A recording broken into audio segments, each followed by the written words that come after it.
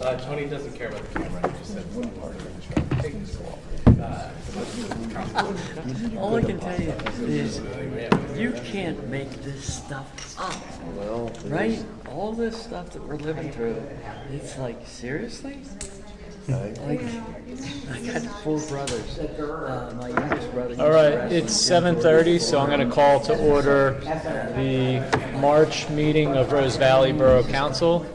First up is Pledge of Allegiance. hey guys. So Paula?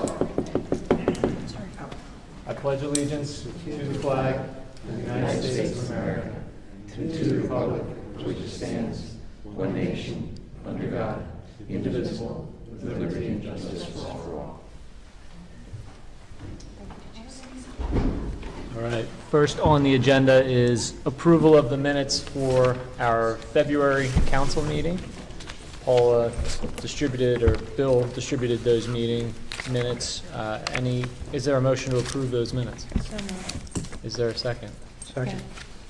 Any comments, questions, corrections to the minutes? All in favor of approving the minutes? Aye.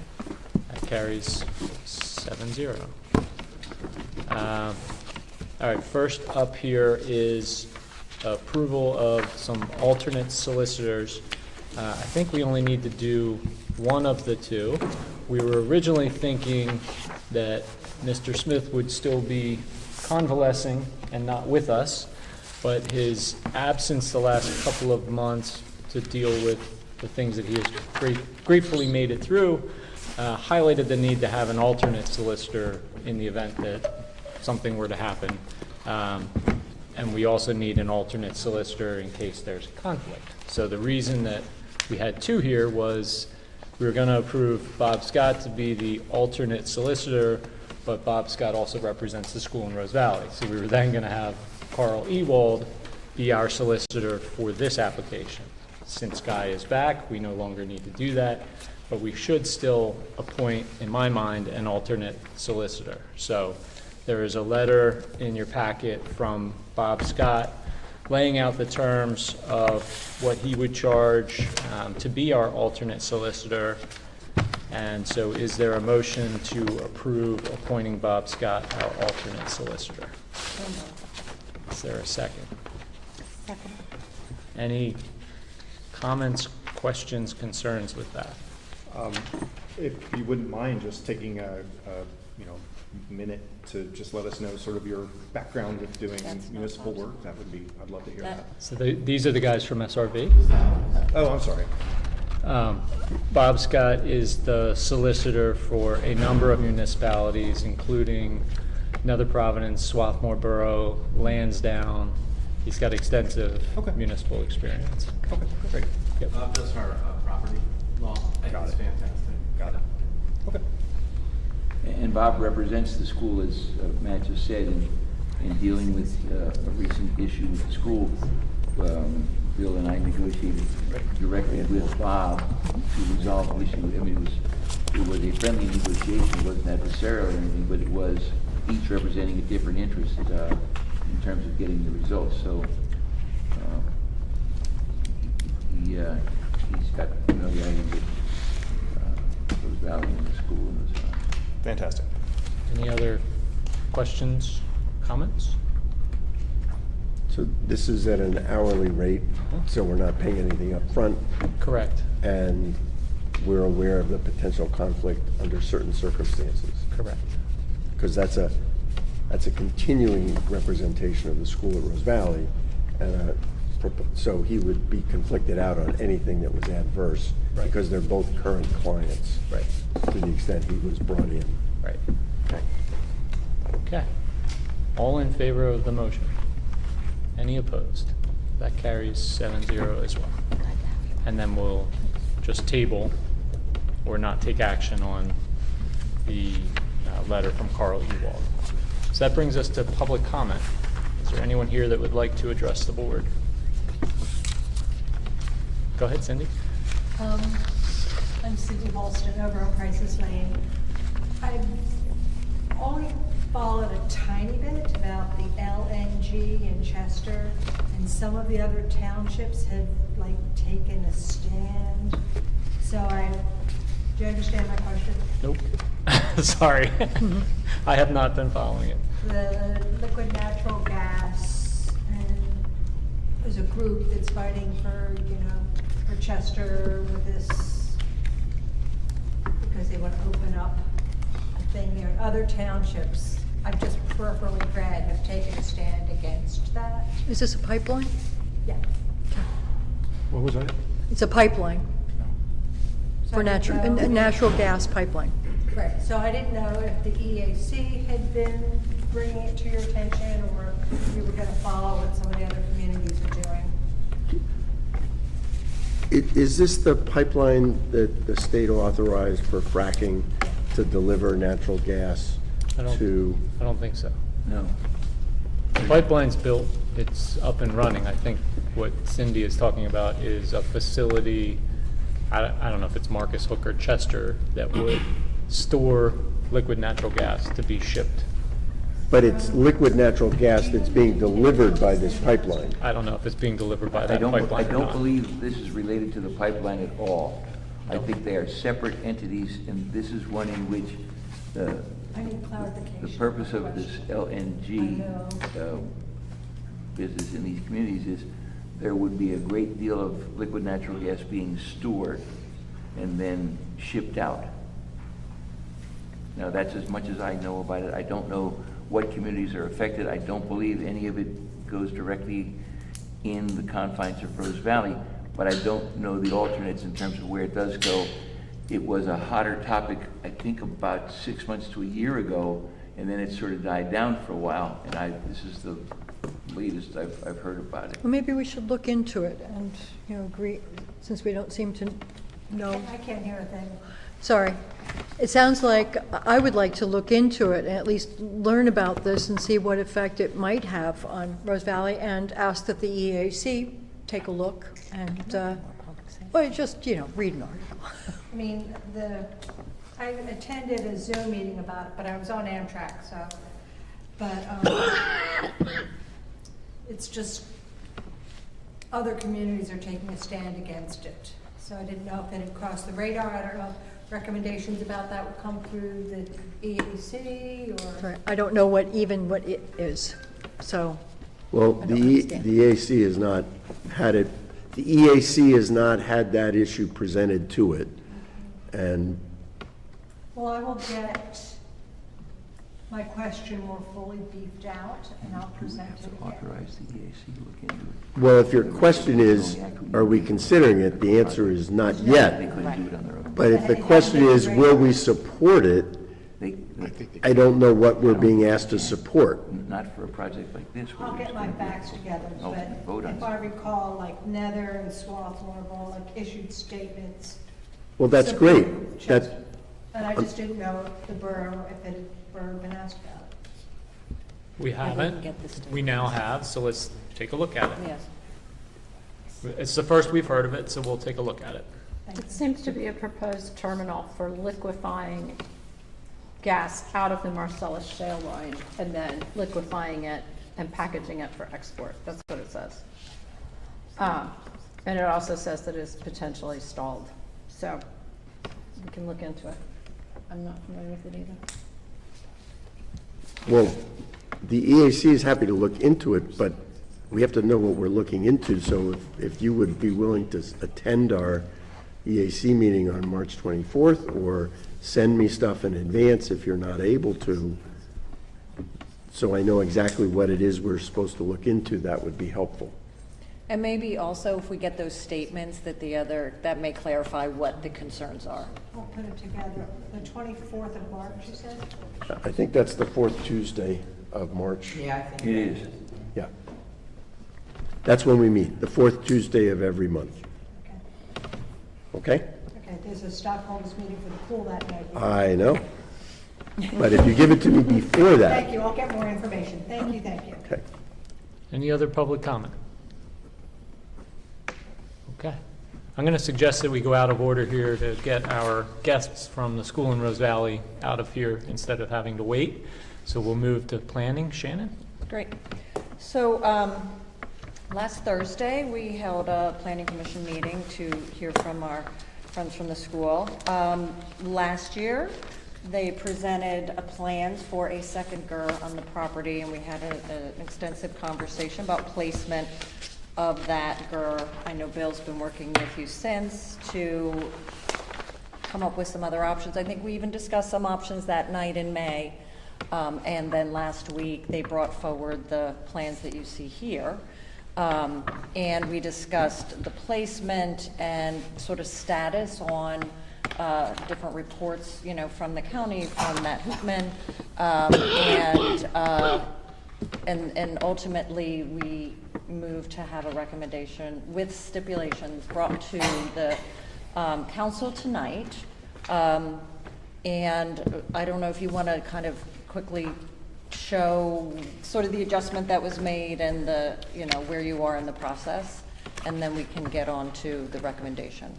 And maybe an overview in general of the project, because I think it's the first time it's come before this board. Matt, I have Yeah. a question. What is a GUR building? It's like a yurt. A yurt. Gur is the Turkic term for the Russian term yurt. Oh, like a Yes. Got it. Like Kiev versus Kiev.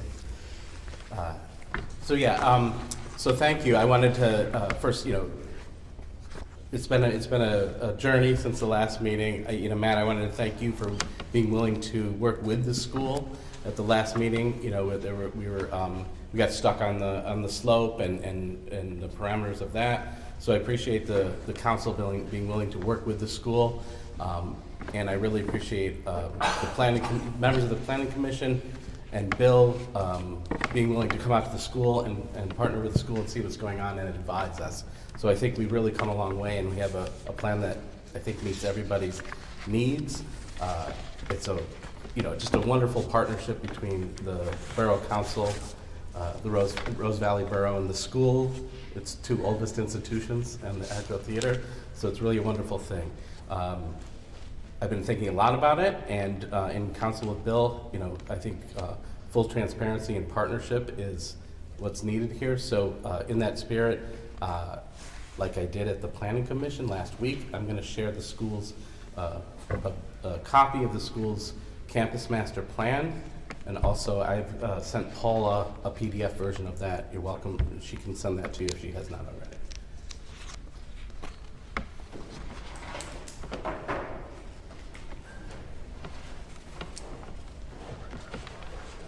So if we could just pass those down.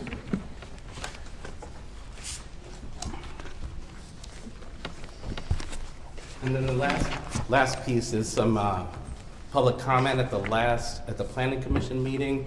Just wanted to give you an update on those. So one piece was the parking near Traymore, and some of the neighbors came and expressed a desire to clean up the lot and have a barrier of trees. I wanted to let you know that our Director of Community Engagement, Carrie Molesky, has already reached out to Joe Hare, who's the HOA president at Traymore, to make a plan to plant those trees. That's no problem. We'll get that done before the build. And the other piece was Matt Hoopman's recommendations from the report. I handed that report to our facilities manager, Jan Tracy, today. It's really easy stuff to address, downspouts, et cetera, and he's on that. So we should have all of those conditional requirements done before we build. Did you hear back from the county? So the county sent us a letter. I talked it over with Bill. There was one piece that we thought, I wasn't sure about if it was going to be a barrier. Bill seemed to think it was not. So we have a letter from the county, and we think it's a positive sign. I'm not 100% sure if that's an approval or not. It's only the staff comments. That's the staff comments. Yes. Okay. Okay. That's right. So we're still waiting on And that we're approval looking from the county. We anticipate approval, right? Yes. And the nonconformity they mention is you have a little tiny building, it doesn't have the setback from your property line, but I think it's been there. We believe that the zoning issue that they mentioned with the setback is, we should be grandfathered in to that because that building's been there for a long time. They just say you are non-conforming, but Right. that's, So we're hopeful that that'll be passed, yeah. Did they, and the county has the revised plans? Because I know you got Bill hand-delivered them, to the county. yes, yes. these plans with the Yes. revised locations of the GUR. Because we had plans and then Hootman issued his comments and we got revised plans, right? Well, I think you revised, the locations are the same on the, did you revise the plans for Hoopman's comments? All I did for Hoopman was just add some notes to the plans. There was no change on location for what Matt saw. Right. So we can give the Delaware County Planning Commission those revised plans for their meeting. I think it's like probably next week or so. Yeah, because their review is on the March 4th plans, but they were subsequently revised. We're talking, Matt just had some minor comments where he wanted signature block. They'll still want the revisions. They're still gonna want them. They're, whatever the revisions are, no matter how small, the county has to have them, or your plan will never get final approval. No, the county's basically doesn't really affect this project whatsoever. I mean, they're giving you input, and they never really have any comment that's going to affect this plan, so.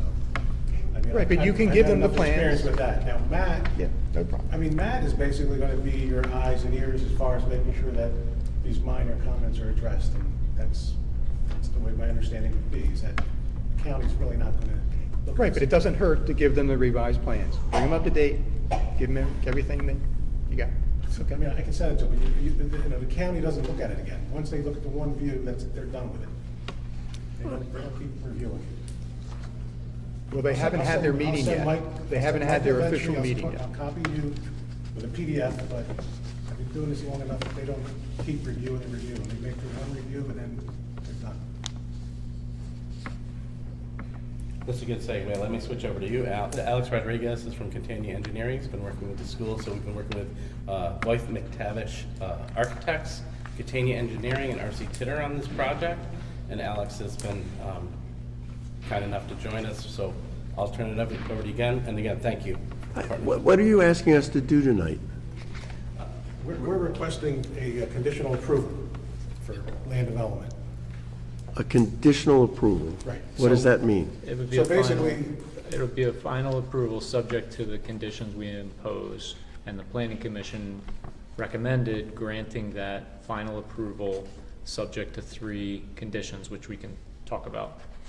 Gotcha. Just covered And some of those conditions about the trees and the downspouts. and this pamphlet, what is this? That's Bill had suggested that I share the school's campus master plan, our long They did. view as far as what the school wants to intend, and a gesture of transparency.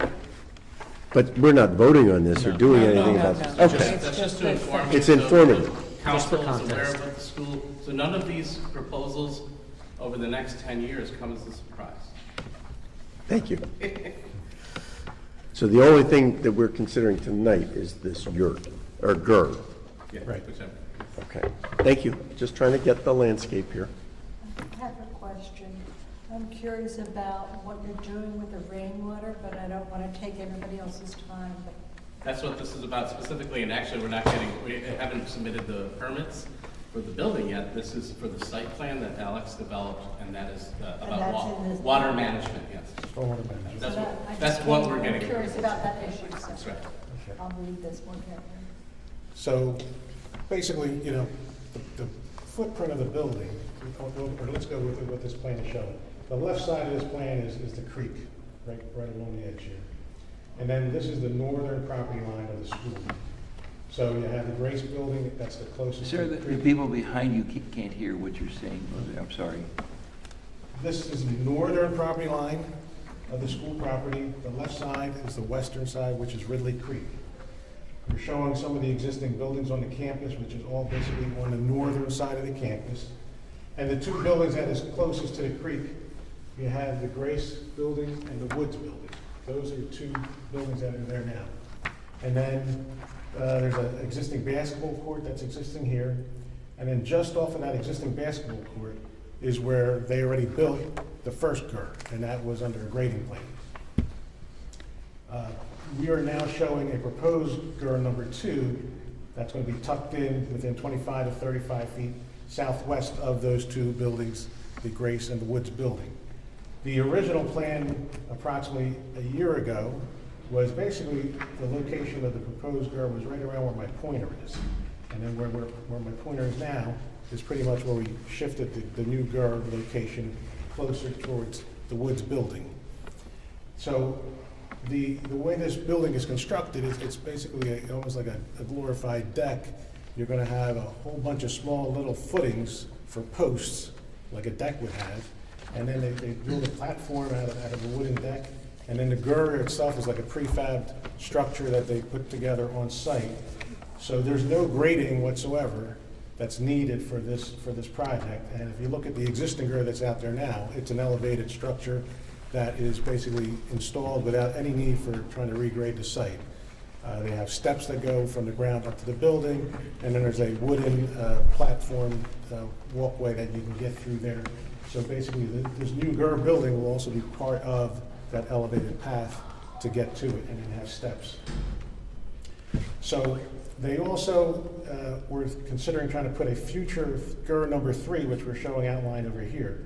And so these would be the 3 potential GUR buildings when everything's completely filled out. But you have the one existing one here, next to the basketball court, and then the proposed one, which I guess technically is between the Grace Woods and that basketball court. It's about a 34.5 foot diameter footprint of the GUR building itself. That's what we're showing there. We are going to provide stormwater management, and basically what we did for stormwater management is this area right here between, on the north side of these 3 buildings is all draining in between here, and we have a underground seepage bed that's going to be in the grass area here. Now, we had one alternative option that we're doing, and the school is contemplating, and we will decide based on the cost of the installation. But we put in the option of moving this seepage bed under the basketball court.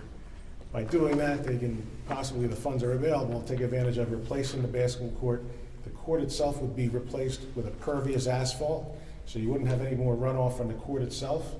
And the water from that court would be able to just go right to the seepage bed that's underneath it. And then this drainage area would get piped over to that basketball court to hit the seepage bed, and then it will discharge back out to the existing storm sewer system that's out there. So we basically are infiltrating the 2-year storm event, and there will be no increase in runoff from the 2 through the 100-year storm event with this underground basin. Percolation tests were done, and we know we have infiltration that allow the system to work. And again, one of the questions that was raised at the Planning Commission meeting was about staging and construction equipment and parking for the employees. We've had some conversations with the contractor, and they have our plans. They see where our limits of disturbances that we're showing. And when I say limits of disturbances, it's more of the path that they have to take from the school parking lot to driving all the way back here. The disturbances, some tire tracks driving over the grass, but we're not changing the grades and trying to really do what people think of as really normal disturbance. But there's an area that they got to go through the grass area to get to back here. And they've basically looked at the plans, and they concurred and agreed that all of their personnel, equipment, and staging area will all be basically staged right back in this area where they're going to put that new GUR building. I confirmed that with Danny now today. Yeah. That the staging and the parking. Our neighbors at Trim are mainly concerned with parking, additional trucks and things in the parking lot, and I confirmed with them today that it'll be no more than 1 or 2 trucks and a front loader or a small cement mixer, which would all be staged on the far end of the school. And they agreed. They told me that if there was any type of issue that comes up, as long as the school or the borough lets them know that they need to address something, they said they're going to comply with whatever needs to keep everybody happy. You have a question? Sure. So as I understand it, from what you've so helpfully shared with us, the GUR will have a roof. It's a 34-foot diameter platform. The roof creates a form of impervious surface because the water runs off the roof. And the water management plan for that runoff involves other parts of the campus to offset Right. whatever would be the runoff from the roof. The engineering term they use is compensatory storage and stormwater management. Offset or compensatory mean the same to me. Because if we were normally going to put stormwater facilities, the easiest place to capture your runoff is always downstream. But if we go downstream of where we're putting these two GUR buildings, we would be back into the steep slopes going towards the creek. So instead of trying to build and disturb that wooded area for the stormwater facility, we're putting it in the open space lawn area or the basketball court, whichever they choose. You said two facilities. We're only talking about one facility. The plan considers both GERs, the future GER, the third, and Right, this but one. Okay, fair, but we're only being asked to approve one. We're being Location. asked to approve this plan, which shows one GER they're gonna build, and one GER that they're planning for the future, and that stormwater management system covers both. Okay, so we're being, All three, right? That's The correct. existing, Well, the stormwater management is designed for all three. We're even Okay. counting for the first GER when we sized it. I just try to understand what we're being And just asked. to make sure we're clear on this, even though we're showing that future location, when the school wants to build that third one, this plan approval doesn't give them the right to just build that one. They have to come back for land development for that additional GER building. We were just trying to show you their intent of what they think the location would be, and to help us show that we can get the stormwater size for that, so that when they come back later, it'll be a land development that should go quicker by saying, you know, if this is, we're putting it back where we're showing it, and we're gonna show you that we're gonna just put the building, we got the stormwater covered, it'd be an easier review process for land development, but it's not like you're not approving that third GER building now, technically. It's a placeholder, but not guarantee that that they can put it without a land development.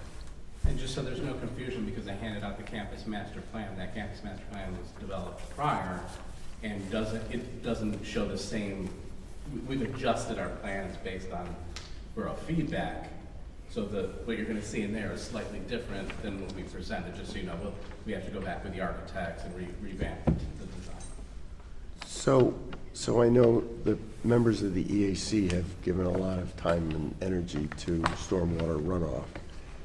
And I understand the concept of compensatory or offset to reduce the stormwater runoff from the entire campus on a net basis by doing this, even though you're enhancing the impervious surface in one location. So that's great. I guess my only supplemental question is, I mean, if it's on a steep slope, is the runoff from the roofing of the new GER, wherever the water collects, going down a steep slope, going to cause erosion?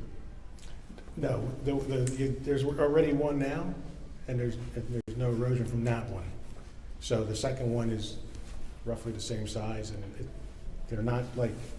So it's not, I'm sorry, you Well, continue. I think if maybe they were all three in a row facing in the same downhill direction, the cumulative flow, by the time you get to the second or third one, I think you'd have substantial increase in flow that by the time it gets to the steep slopes. I would agree that you could have some issues, and it would just require some stabilization in the design. But since they're all parallel with the embankment, they're not each, one runoff is not adding to the runoff from the other one. So the first one's operating perfectly fine. Vegetation will be able to handle the erosion issue for the second one and the future one. And I don't know if this matters, Alex, but the runoff from the roof collects on the deck and then runs off to the water. Sure, but I mean, I understand his question is that eventually when it runs off, it's going to hit the ground and drain towards these steep slopes, but. So I'm hearing two things, just to make sure I'm hearing correctly, that the way you propose to position the second GER relative to the first one, as well as the proposal you have to position the third one, if we are asked to approve that also as part of the big plan, the runoff from those three roofs will not be accumulated in one gully or one location. They'll each go down separately, and we have evidence that the first one has not created a problem in terms of eroding a gully, as it were. And so by inference, we're presuming that the second one will not either, nor will the third. Right, and again, I think I was trying to explain at the planning commission, steep slope, it's just a definition, 25% slope or greater, and it's a 4-to-1 slope. So all of your above-ground berms that you see for stormwater management basins, it's mowable. When I say mowable, it's, you can take a ride-on mower along a 3-to-1 slope. It's not that severe. It's a 3-to-1. You can put grass and grow it without erosion issues. 4-to-1, which is 25% of it, 4-to-1 slope is even flatter than that. And then 15 to 25% slope is even flatter than that. So it's not a very steep slope per se, it's just a definition that's calling it steep slopes. But 25% slope is a 4-to-1 slope, and it's not that bad. And we've also planted 7 or 8 trees in that area to replace the few trees that we took out, with the added advantage of solidifying that ground area and preventing erosion as well. Thank you. So just to basically summarize, as far as, like I said, we've moved the building closer towards the ridge. We've revised the plans with Matt's questions, which on his first review, after he saw this relocation, he wanted some signature blocks, some description about like operation and maintenance, and notes that basically that we had to put in. When he reviewed it second time, he's now just basically asking us to verify that this area in between the two buildings, the water that we're trying to capture, he's just asking us to, in 3 of his comments, he's basically asking the same question. Just make sure that the water in between here is going to get to the system that we're designing. So that's just a quick field check for that. If we have to make an adjustment to a roof drain leader or something to make sure that it goes, that's basically probably the extent of any tweak to the plan.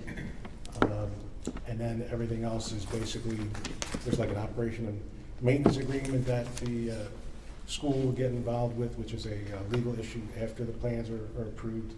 And then we're going to be putting in some additional trees, like Rod mentioned, which isn't really part of this project, but because they raised their concern, we do have a few trees that are going to be removed in order to put the building where it is. So if there's a tree replacement, we're going to basically take those trees and try to put them over by the Traymore area to help screen them from the parking lot. But not in the, I thought Rod was saying that trees are being put in the places where there might be erosion. Also, In addition. so we have a sustainability best practices document, so the school is committed to environmental sustainability, as the borough is, and the EAC, and so whenever we have to remove a tree, we hate removing a tree, but whenever we do, we replace it with a few more. So we reforest whenever we deforest. And we discussed the timing at the commission meeting of the construction to be completed by the start of school. Yeah, correct. So we're hoping to start as soon as we have building permits, provided pending approval tonight. The next step will be to, take care of this low-hanging fruit with Matt's recommendations, the trees, get the building permits, and then we'll start as soon as possible, and weather permitting, with the goal of finishing, well before the start of the school year, so the teachers can move in and set up.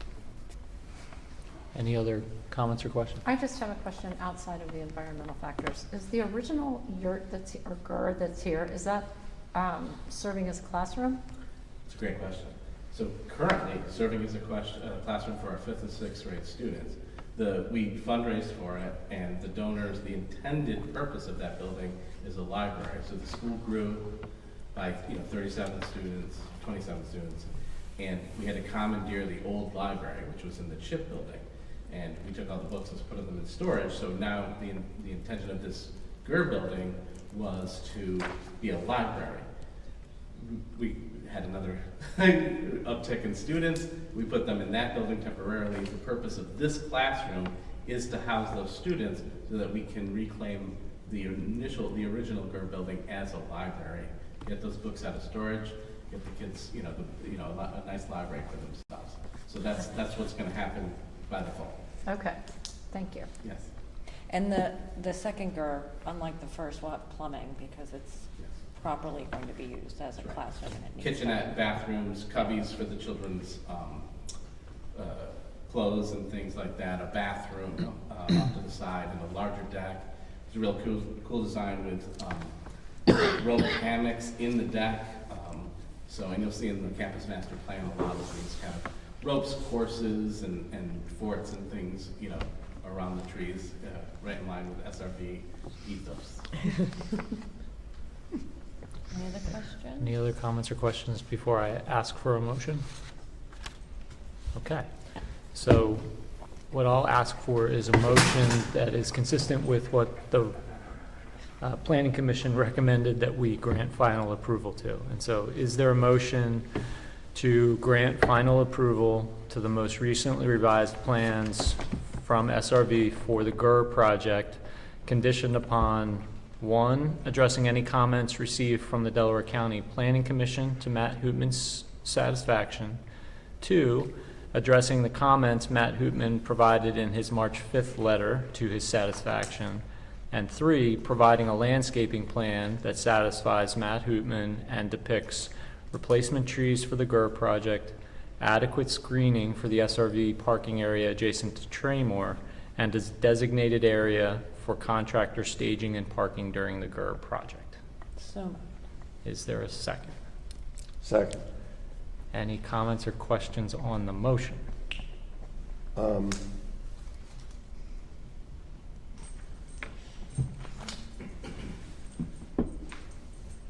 Let me defer to others. I have one thing I want to organize in my head. Sure. any questions? Time for deferrals over.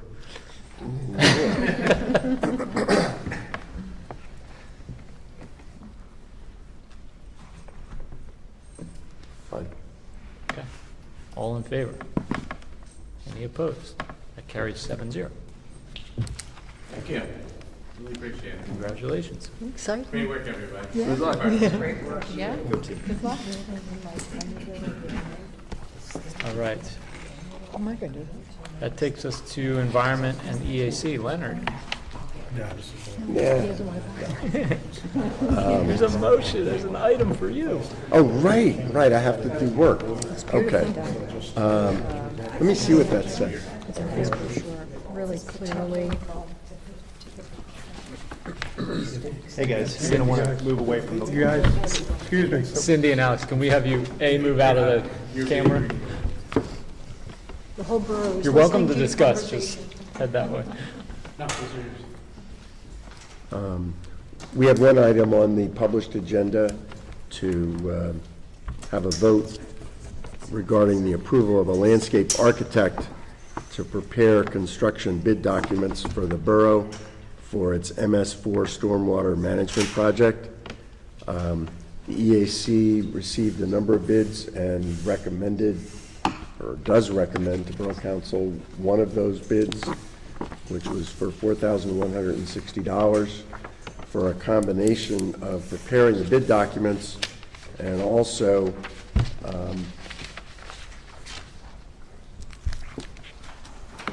overseeing the construction to make sure that it was in compliance with the bid documents once the work is started. So I move that, and this has been an ongoing effort by the EAC and the borough to complete this MS4 capital improvement project, which is required by state law based on our plan that was approved back in February of 2022. And so we have to fulfill that plan. This is in furtherance of accomplishing that requirement that we've already assumed, that we have to meet. And we have to get a request for bids out for public bidding, and we have to provide specs and drawings for our bidders, and we also want to provide those to the DEP for further review. And so this is the expert who would provide that service to the borough in preparation of the bid documents in a way that's appropriate and professional for the project that was proposed by our borough engineer and approved by the DEP preliminarily back in 2022. And so I move that the borough authorized the borough, that the council authorized the borough to enter into a contract for this landscape architect at a price of $4,160. That was his number back in November of 2025. If something has changed so that he has a supplemental or different number, we can come back and have the Borough Council consider that next month. We're not in a crisis time crunch, but I doubt that he will increase his proposal dollar amount. Is there So a that's my second? motion. Any comments or questions? So I it's have a really question. just to accept the proposal, right? As presented, with a different timetable, because his proposal was drafted to deliver his report in January. Right. Because of certain time constraints which no longer apply. So certainly that, we're not asking council to approve the wording specifically, just the amount and the project itself. And the person, right? And the person. Okay. Sorry, I still Sharon. have a question. These construction bid documents, construction, is this, I understood the construction bid documents will be, there's no construction going on, right? There will be. No, there will be. I thought this was planting to stabilize the bank, certain plants were being put in. I didn't realize there was construction as well. So I know that you're familiar with this area. So the stream bank stabilization, part of the principle of it is to take eroded banks that are vertical, because as you may know, it's much like the circumstance in the Salt Preserve. There was a dam on the Ridley Creek that created a lake, and there was sediment. And so when you see these 10-foot banks along Ridley Creek, that's the creek eroding through the sediment that accumulated over decades from that huge dam and erosion upstream. Similarly, there used to be a dam where the pool is, and that dam created a lake on Vernon Run. And so Vernon Run has in turn eroded through that sediment that accumulated over decades in that location.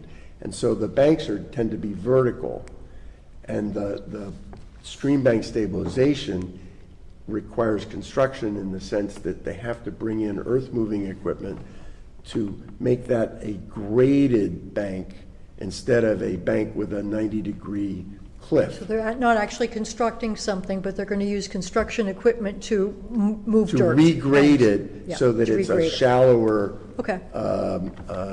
So it's not a sudden change in elevation. It's a sort of Got it. graduated bank over an extended period, and then that is planted. Okay, And to thank you. stabilize that bank. Okay, And I think I was the one that suggested including the word construction, but we really don't need it. What we're authorizing is for no, him it's all right, I to just, prepare the I bid thought maybe there documents was for the something that, project. I'm just mostly curious about Yep. if anything was going to be made. Right. And Constructed. and I owe you one thing, Cindy, I know for the pool. The pool has approved this in principle, and I will give you the email and summary that you requested. This will be done at a time not to disturb or disrupt the pool activities, but there will be some access through the pool property to get to the stream. It's gonna be February. Well, I think some of the work may be done in the fall, late fall. The plants, Yeah, we I'll talked give you about the the plants, details they have to later. be done in January. It'll be But done it- when the pool is closed, though. The pool will be It'll closed. be done in the off-season. off-season is, Matt has put his finger on it. Removed from the motion? Okay, I think it's fine. thank you. Okay. I just had a question, and this is, I apologize if I missed this, it's just a little for my own education. Where does the funding for this come from? Is this just general funds, or is there like specific funding that comes for So it? our mayor can validate this or correct me if I'm wrong, but some years ago, the borough got a class action settlement in a Monsanto litigation that delivered approximately between $14,000 and $15,000 to the borough. And that money was added to our capital reserve, and the premise of that money was for environmental improvement. So ever since that money was delivered, it's been sort of thought of as being available for this environmental project, which is mandated by law as part of the Federal Clean Water Act, which municipalities have to satisfy requirements. And in Pennsylvania, that's done through the state getting a general permit from the federal government that the federal government improves to allow the state to give individual municipalities to sign up through what the federal government has approved the state to allow. So the state has administered this project and approved our plan to reduce sediment by doing this project.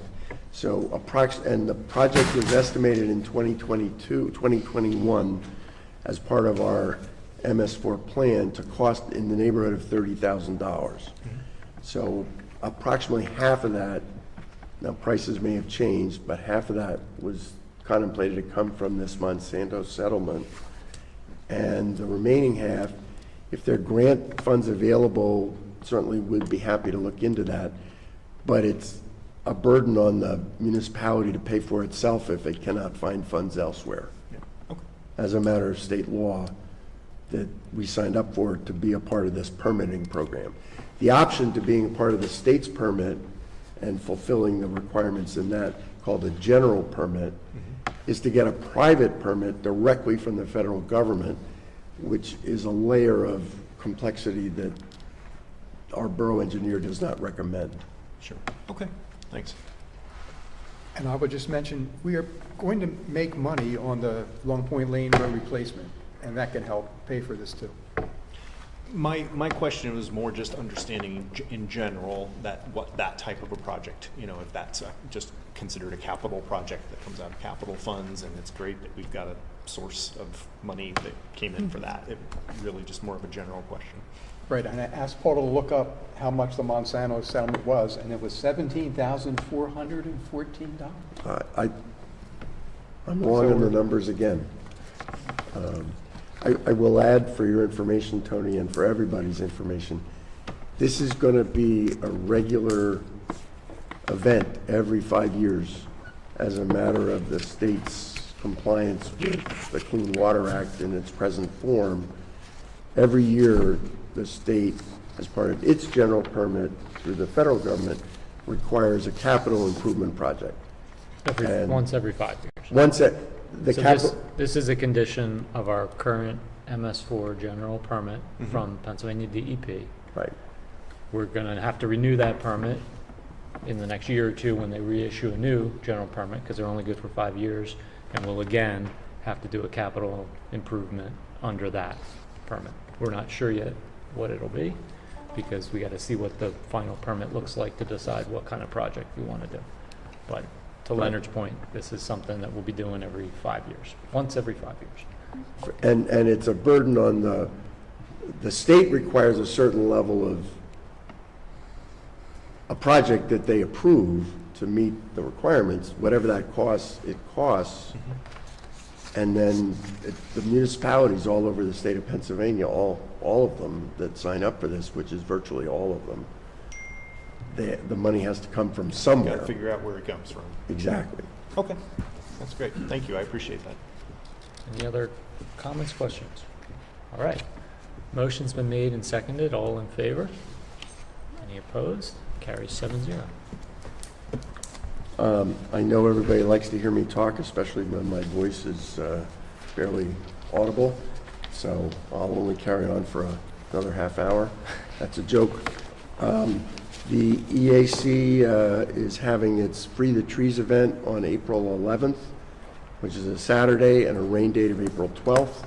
That's all been cleared with the folk for parking and access and other things.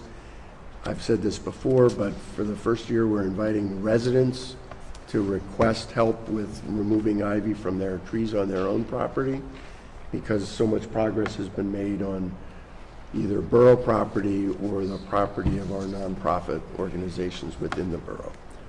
And lastly, our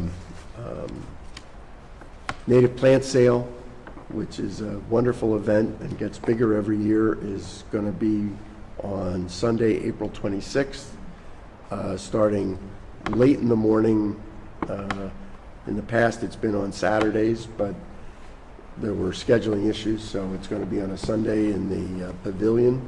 And it's a wonderful event. Invite your friends, tell everybody the plants are cheap, they're native plants, and they thrive in this location. And the Rose Valley Gardeners are wonderfully involved in that and immensely helpful, as are other volunteers, so they deserve great credit. And the EAC has been very instrumental in this in past years and will continue to be. That's it. All right, that takes us to highways, insurance, and technology. Tony? Believe I have anything. Okay. Takes us to library. Catherine? Yes. Passed out a handout to everybody. Now I can't find mine. So, two things, I'll let you read through it quickly, but Food Truck Friday is coming up on Friday, April 24th. There's food, live entertainment, and it is a fundraiser for the library. So bring your families, family friendly. There'll be multiple food trucks.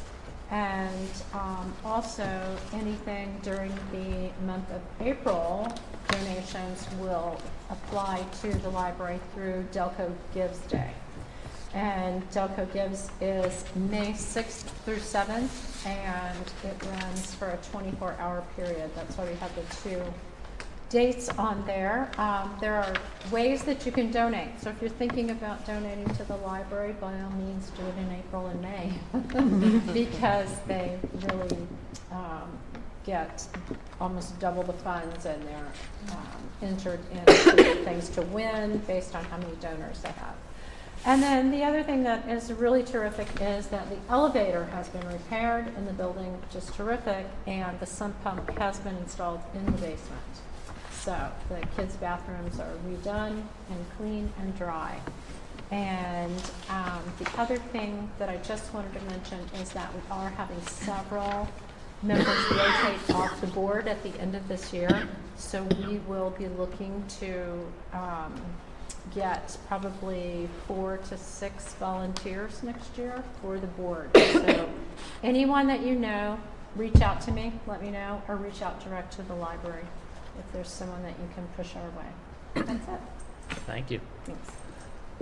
Public safety. Cheryl? Public safety, I have nothing to report on Town Watch or traffic. Traffic, though, I have reached out to Leanne Granicki to see if there's any way to get either some funds or something to offset the cost of doing the traffic reporting software, which is, I found, $1,500 per device for an annual subscription. So for the both of them would be $3,000 a year.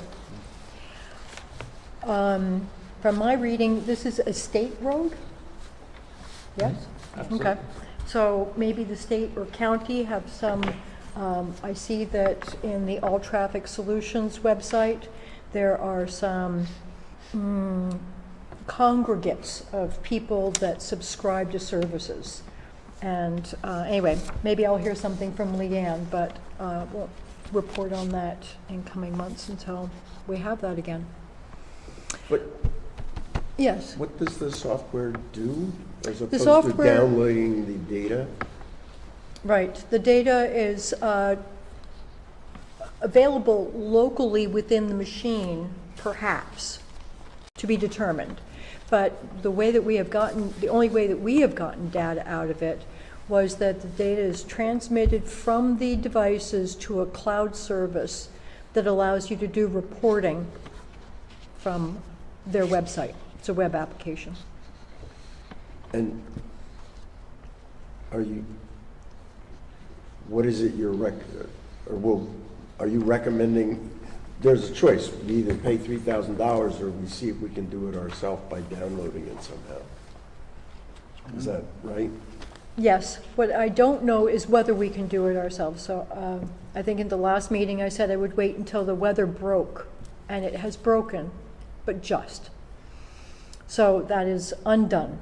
So I need to get a ladder and a long USB cord and a Microsoft laptop that has internet that's tethered to my phone. There are many steps. Maybe Tony help me. He's tech. You got a ladder?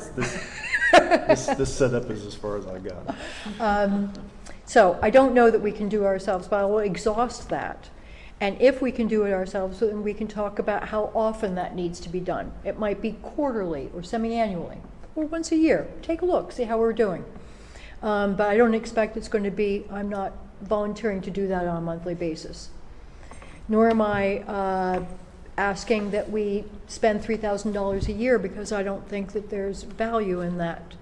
If we were going to have one, if the state or county or somebody would offset that cost, then I would bring it to this council to see if at a lower cost you would think it was worth it.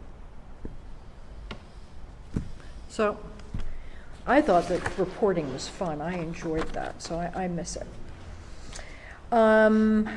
So police. Yeah, the police report and packet, kind of a usual month. There were 6 reported incidents, of which there was a non-reportable motor vehicle crash, so minor, it was non-reportable. There was a C officer, a disabled motorist, a patrol check, and a road hazard animal on the road. But notably, there was a DUI last month. We don't have too many of those. I have handed out, our state police liaison is back from paternity leave. His name is David Wen. We did not meet him at the town watch night because he was out. But he wrote to me and said that there is a Pennsylvania State Police public access site for getting crime statistics by any, well, in this case, it's at least as granular as our borough. I don't know if it gets, if it's by zip code, because I wasn't doing others. And I'm going to give that information because it's kind of fun. But what we have is I provided the Rose Valley Borough Crime Summary from 2023, which is when this started. So that's the earliest data that they have, until 2025, which is the last data that they have available. And I'm going to ask that Paula put the link in the newsletter in case anybody would like to click on it. It's very easy to use, and you can see that we've had, thankfully, no human trafficking, no hate crimes in all of this time, no drug investigations, very few, most notably of the 25 criminal investigations, 21 of them were crimes against property, so robberies and thefts. So that's police. Where's my cheat sheet? Police takes us to fire. Fire, there were 2 automatic fire alarms last month. There were 2 in most months. Fire brings us to emergency services. I've been attending the ALS, the ambulance working group meetings, and that's continuing to move forward. That is the combined ambulance services and creating an authority to provide those ambulance services is being investigated in terms of, right now, in the last meeting, looking at what the cost would be. What are the resources that Media Fire Company has, and that South Media has, that Nether has, that Swarthmore has, and what ambulances, what people, and what the projected cost would be. From that, they're going to take a look at what would the revenue need to be and where would it come from.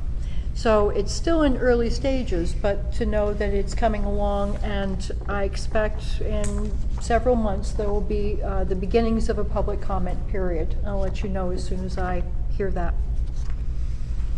So that segues into, and there was an article in the Swarthmorian that Bill alerted me to about, in parallel and separate, kind of, I was surprised, the proposal to meld fire services from Garden City, South Media, Swarthmore, and Nether Providence,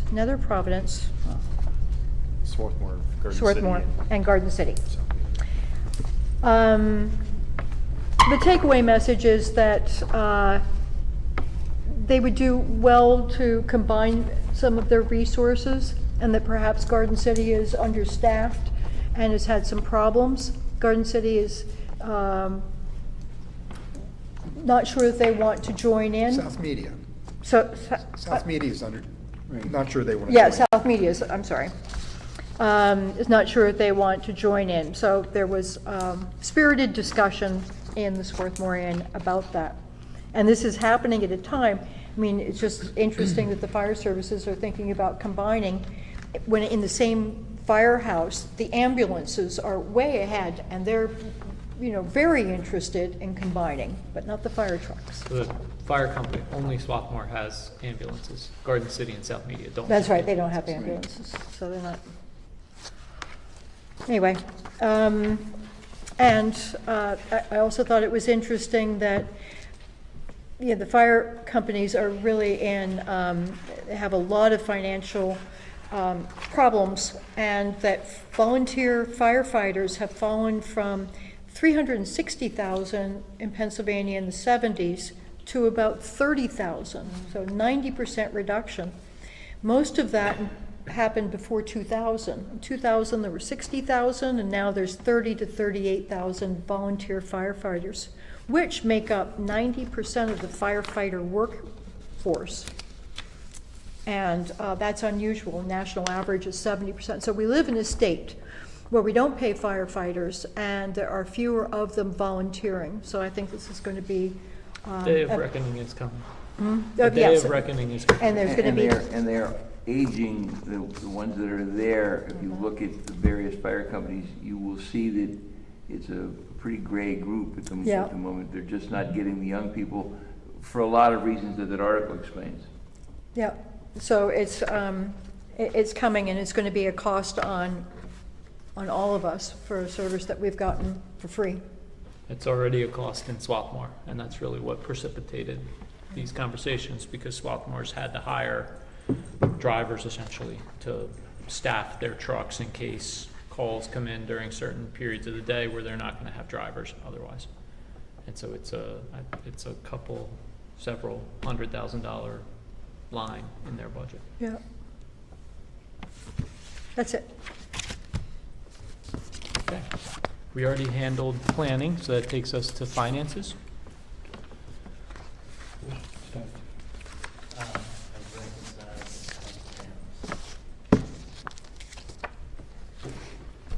The income report's in your packet. We had about 52,000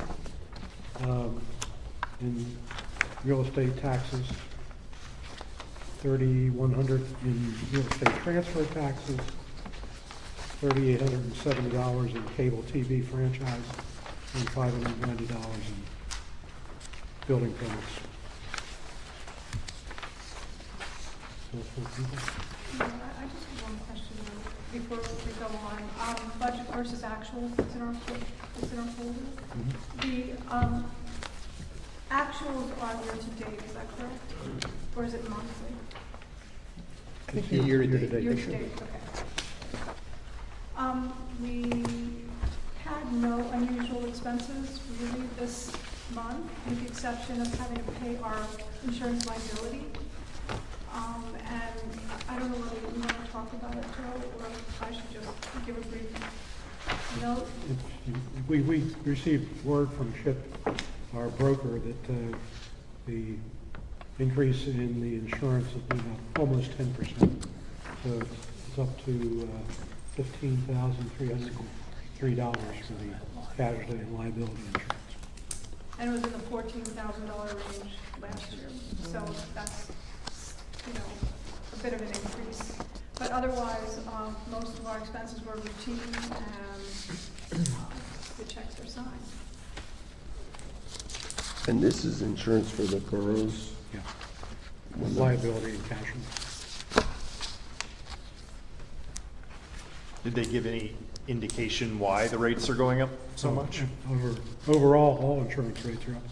I'll talk to Chip sometime in the next week or so, just to see what he's doing in terms of the process he goes through to find the bidders. I'm not sure whether the carrier is the same as last year.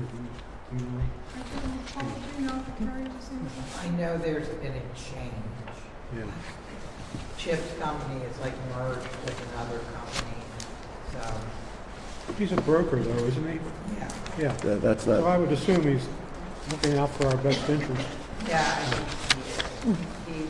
He's been our broker for many years. So I see one of the bills is for Carney for tree removal. Where was that? The lot, when the trees fell.